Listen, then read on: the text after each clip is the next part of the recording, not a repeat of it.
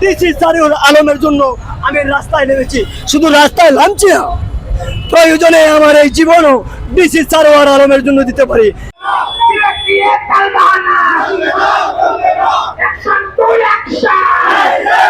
তাই ডিসি সারিউল আলমের জন্য আমি রাস্তায় নেমেছি। শুধু রাস্তায় নামছি না, প্রয়োজনে আমার এই জীবনও ডিসি সারোয়ার আলমের জন্য দিতে পারি। বিভিন্ন উন্নয়ন কর্মকাণ্ডের অগ্রদূত আমাদের মান্যবর জেলা প্রশাসক মহোদয়, উনাকে রবিবারে হঠাৎ করে প্রত্যাহার আদেশ উনার নামে আছে, উনাকে সিলেট থেকে বদলি করা হয়েছে। ওই দিন বিকাল থেকেই আমরা সিলেটে আন্দোলনে নামি এবং গত রবিবার থেকে আজ পর্যন্ত আমাদের এই আন্দোলনের ধারা অব্যাহত।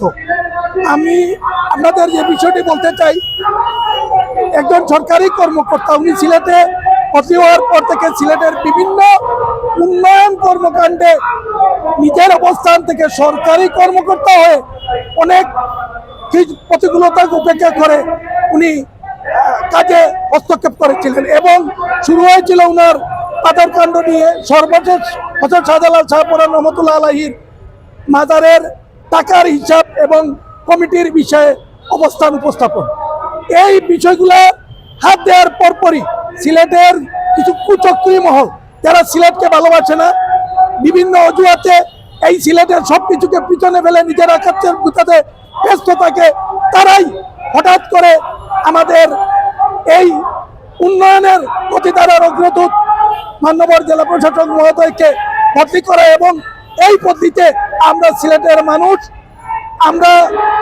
আমরা বলা যায় এটা আমরা মনে করি সিলেটের প্রতি একটি প্রক্ষেপ করা হয়েছে। আমরা আশা করব অচিরেই সারোয়ার আলম মহোদয়কে আবার আমাদের মধ্যে ফিরিয়ে দেওয়া হবে।